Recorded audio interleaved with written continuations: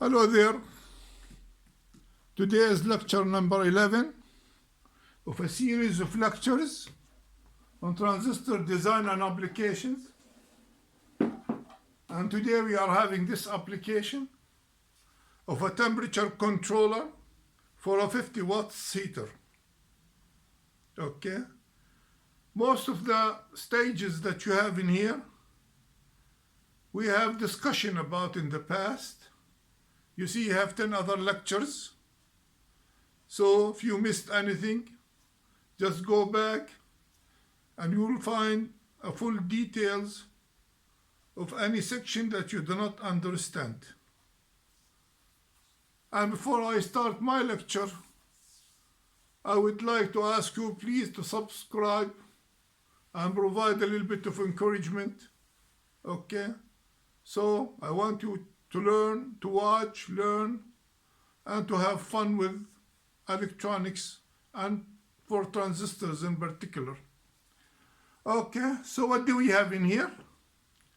Let's divide our circuit and see what the components of these circuit is or what the stages are. Down there we have those two transistors, the RQ2 and Q3, I believe. Is that what they called? No, they are Q7 and Q8 down there. Q7 and Q8. Those are current mirrors. Okay. This resistor programs the current. And what do we have in here? We have a differential amplifier of a Darlington pairs, and at the load we have an active current mirror as a load, and we have a driver transistor, let me call it, okay, that drives the output stage or the Darlington pairs that we have there. And this is the switch for the heater, those Darlington pair, they constitute the switch for the heater. The heater is a 10 ohm, 50 watts heater. And this is a current limiter. Okay. It's made of 0.1 ohm and that transistor in there. This is a current limiter. So those are the components of this heater. And what else? Let me say a little bit more. We have our thermostat in here, which is a negative temperature. It has a negative temperature coefficient. Okay. So as heat goes up, its value goes down. And we have the dial for the temperature in here. Okay. Down here is a higher temperature. Up there is a lower temperature. So this is the dial for the heat, to select the heat that you want. How does the circuit work? It works as follows. From earlier lecture, you remember that the current mirror in here, usually those are matched pair, but I believe for the application that we have in here, it's not necessarily to be matched, because actually we are not looking for millivolts or a fraction of a difference of current or whatever. This is not the case. I believe a couple of transistors, Q7 and Q8 can be a couple of transistors with, let's say, close properties. So they'll do the job. Close specifications, let's say, they'll do the job. Okay? And the same also for the active current mirror up there. You see, this is not a logarithmic amplifier or something that's gonna deal where you have your left transistor to be matched to the right transistor. This is not important. Most of the transistors in here are just working like switches. So it doesn't really matter much. But you have to choose your transistors a little bit, be careful a little bit with choosing your transistors to have almost the same properties. Okay. So how does the circuit work? It works as follows. Like we said in here, this 15K in here programs Q7 down there, okay? And that in turn will program the VBE of Q7 for that given current. And that Q8 VBE will copy whatever Q7 has, okay, and provides the same current, since both VBEs will be equal. And how much that current is? That's nearly 15 volts divided by the 15K. That's if you want to forget about the 0.6 volts drop in here. 15 volts over 15K gives you 1 milliamp. So I see if Q7 in here is 1 milliamp, that means Q8 will also provide a 1 milliamp. Okay. That 1 milliamp should split in half. 0.5 milliamp for the right branch, 0.5 milliamp for the left branch. And actually that won't happen because you have a very, very high gain in here. And one of these branches will be always on and the other one is off. So therefore that 1 milliamp will be stolen by one of those. It's not the idea that this is a real differential amplifier where you have the left side will share half of the current and the other half will share the other half. Okay, so that I don't think that will happen because those are mostly like switches. So let's say we divide this 1 milliamp by the two branches. We have 0.5 milliamp in here and 0.5 milliamp in here. And you see the Darlington configuration that you got in here, where you multiply the betas. This has 100 and this has 100. So that means the total beta for both of those transistors will be equal 100 times 100, which is around 10,000. Okay. So your 0.5 milliamps in here for the IE and IC of Q3. Okay. That will give an IB, and that IB for Q3 will be considered as an IE for Q4.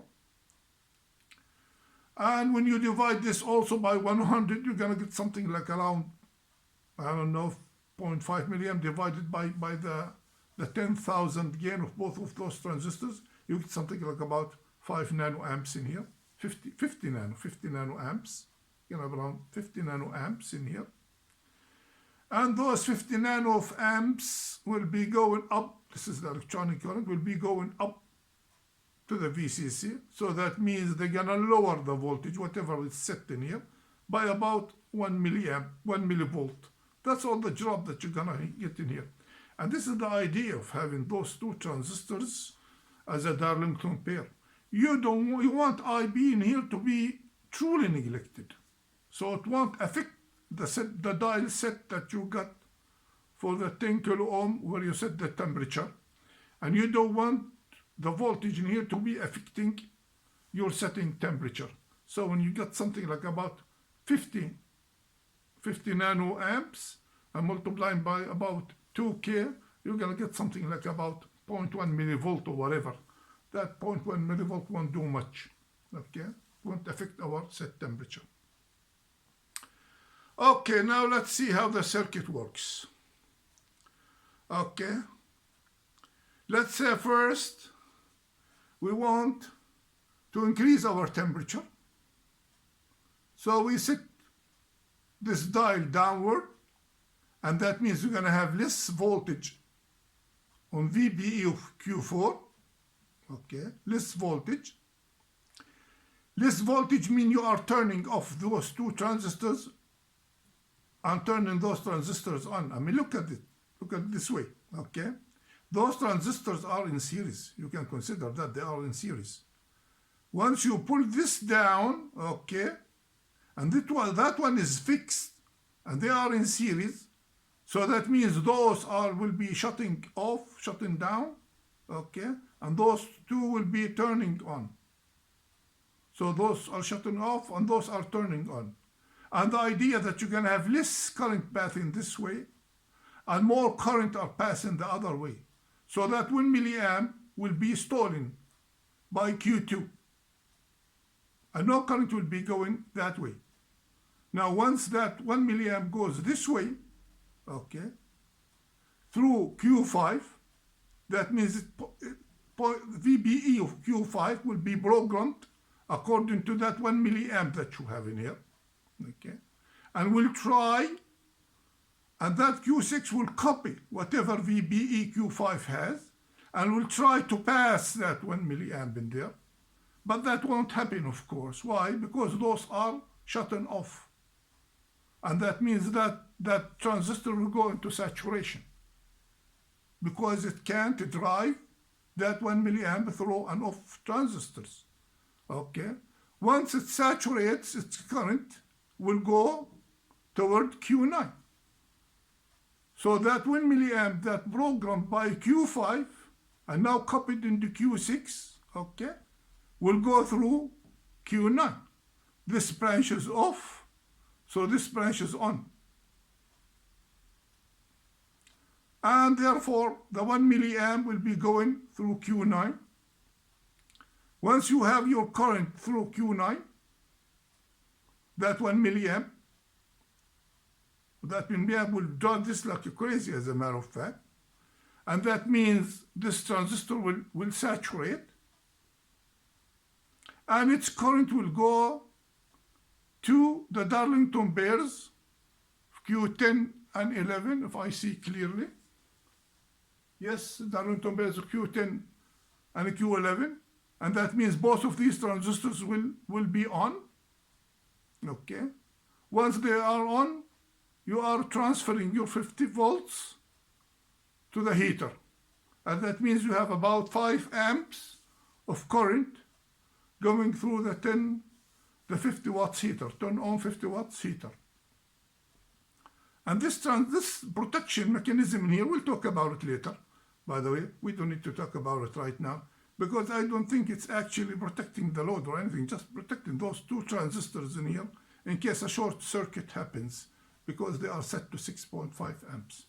Okay, so this is the first, this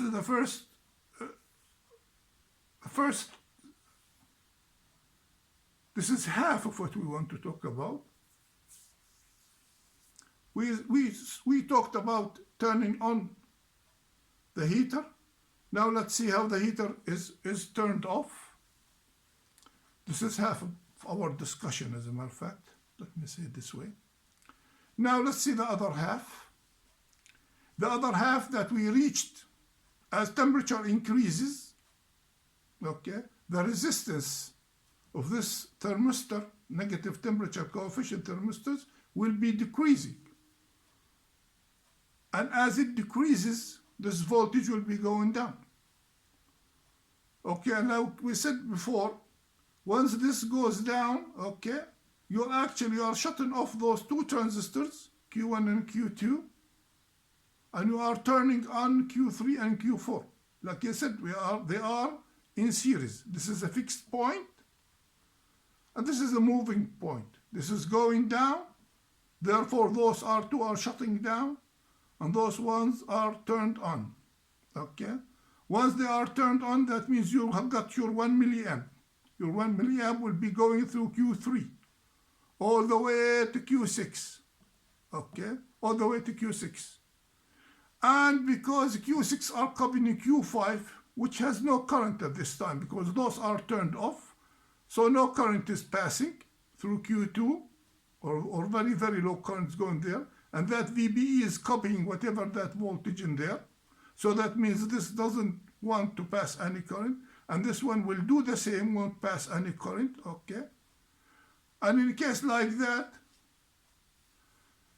that transistors in here will saturate, Q3 and Q4 will saturate, because they can't pass a current through a seemingly open load. And once they saturate, this voltage will be very near to whatever dial voltage that you have in here. And this will turn off this transistor. And when it's turned off, you're going to turn off the main switch for the heater. And I think there's a mistake in the design in here, because the Q9 is not protected, as a matter of fact. If you still remember, I mean, transistors are very susceptible to the reverse voltage of VBE. And in a case like this, when you have a voltage in here around 13 volts, you've got 1K in there and 10K in there. multiplied by voltage divider rule of the 15 volts, you get around 13 volts in here. And this easily, when it saturates, depending on where the setting point is, this is threatening to being damaged. Let's say if it was in the middle, for an example, or maybe lower than that. If it's in the middle, you got your voltage need to be around 7.5 volts. And you got voltage in here around 13. Okay, so you got around 7 volts difference. Now, if this went lower than that, that means this transistor will have more voltage, reverse voltage across the VBE, which means it will be damaged. In a case like this, you have to throw a diode in front of it. That's one solution. Or a reverse diode in parallel with the junction. Like we said probably in lecture 1 or lecture 2. This is the way to protect this transistor in here. Let's say it's called Q9, I believe. Yes, this is a Q9. That's the way to protect Q9. Otherwise, that transistor will be damaged. Cannot take that reverse voltage. So this is the idea of turning on and turning off Q9. And what else to say? Let me see. Yeah, you got your 15 volts in here. And you got around, what, 2.2, 2.2 in here, 4.4 and 10K. So that means if you are in the middle, you get around 7.5 volts. The minimum range in here that you got is around 2 volts in here.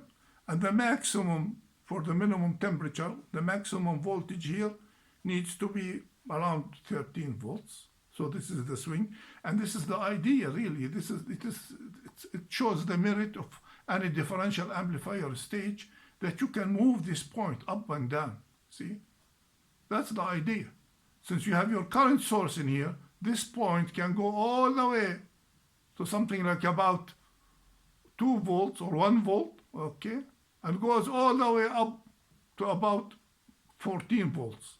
And this is the idea, or 30, let me see, about 4, 2 volts, yeah, around 13. Yeah, this is around 13 volts, and this is around 2 volts. That's how much you can get. And this is the idea, that you can move it up and down for these stages, because it's based on the current source supplying both of the emitters. So you can move it up and down.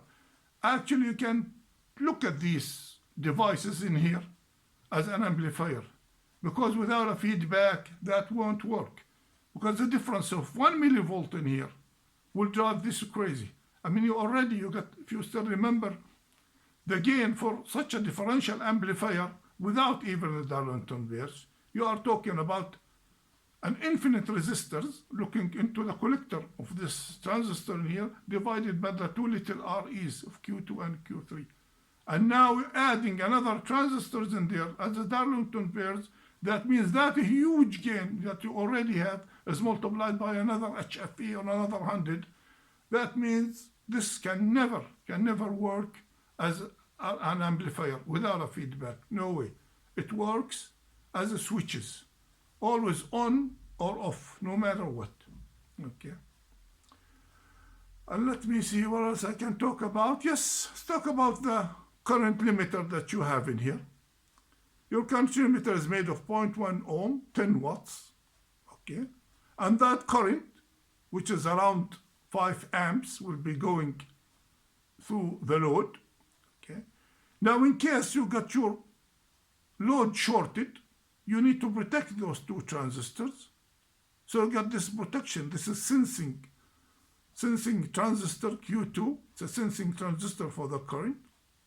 Once the voltage exceeds 0.7 or around 0.7, 0.65, maybe 0.6, depending on the transistor and depending on temperature and a lot of things. As a matter of fact, this kind of configuration is not that accurate in current. It just limits current. That's what you can call it, because it's much affected by temperature and by a lot of things. Okay, but anyway, let's say it switches on at around 0.6 volts. Okay, that means you are putting a drop of about 0.6 volts across the VBE, which will turn this transistor on. Okay, once this transistor is turned on, it will steal whatever current you got through this transistor Q9, or the IC will be going through Q12, And that means this transistor, when it takes all the current or saturate, it will turn both of these transistors off.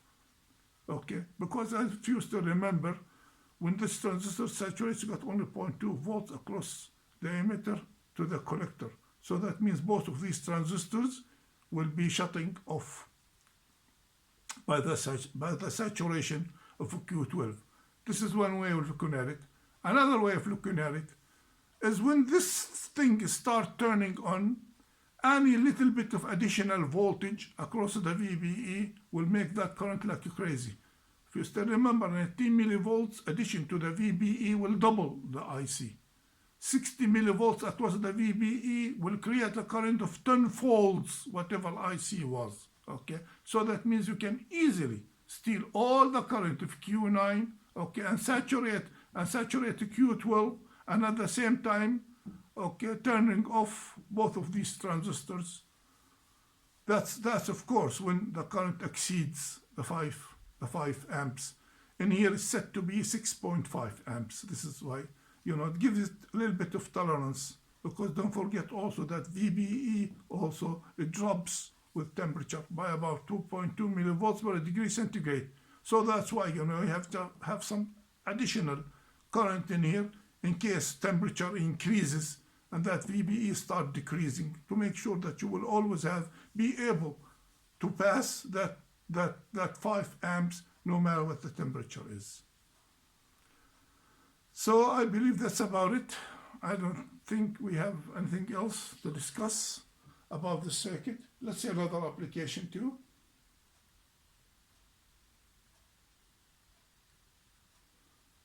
Okay, we have another circuit in here. This is for a door detection for a car.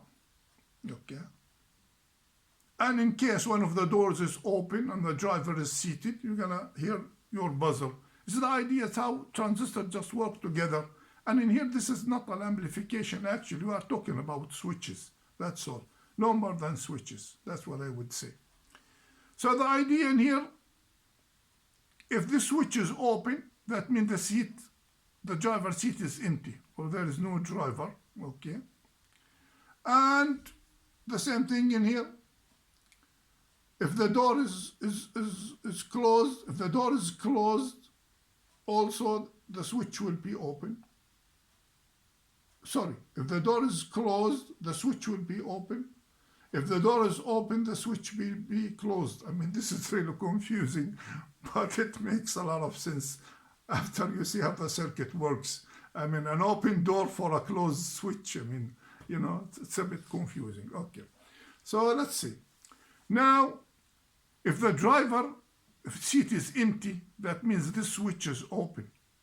And when this switch is open, that means you have your current for that Q2 is passing through Q3 to Q2, okay? And that's will saturate it, because this is a high current operating from a 12-volt circuit through a 1K to the base of that transistor.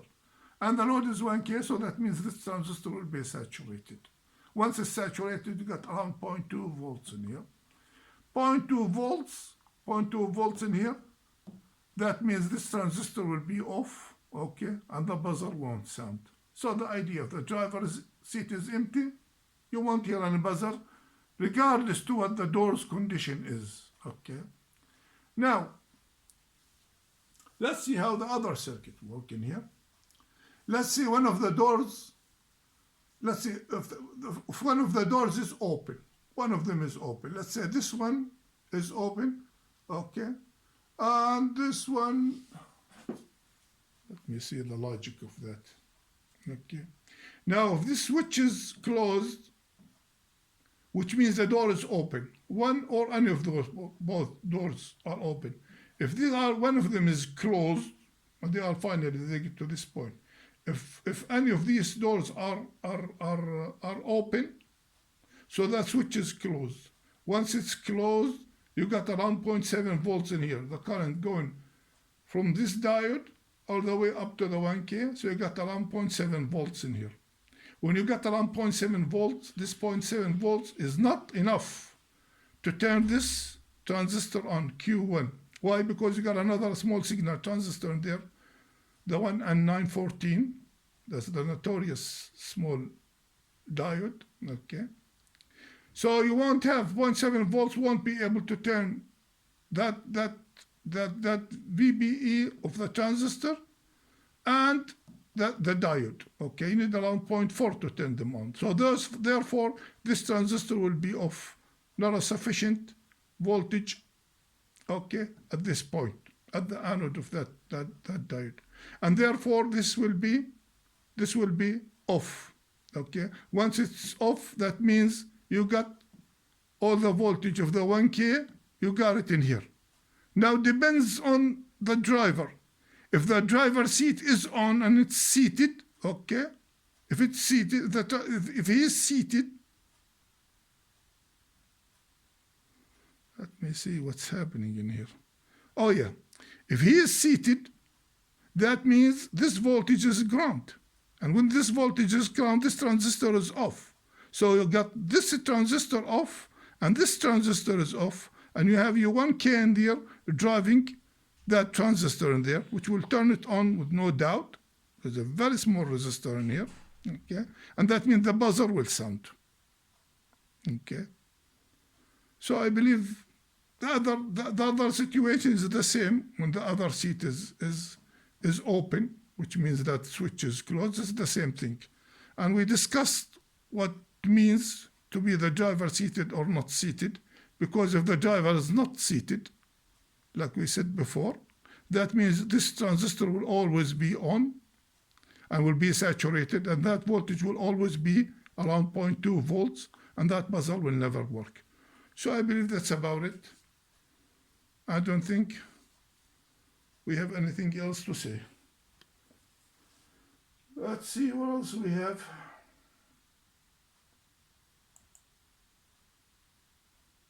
Oh yes.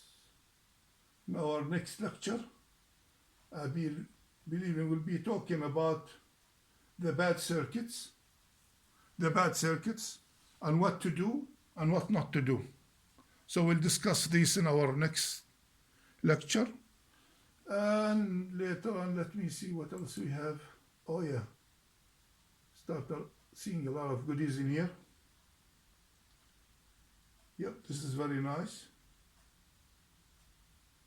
Now we're gonna see a lot of applications from now on. So we have about 11 lectures so far, and every bit of this amplifier or that chip design down there, we discussed every bit of it, and now we'll start applying numbers and see how the stages work and have a thorough understanding of how the transistors operate in circuits, okay? All I want from you is to just watch, learn, and have fun with these transistors. And don't forget to subscribe, because that gives me a bit of encouragement to continue. I believe I still have about 100 more lectures in the various electronics devices and circuits, and I would like to give all that knowledge, okay, to everybody. Okay, I believe we have to stop at this point. Thank you for watching, and have a nice day, and see you in my next lecture.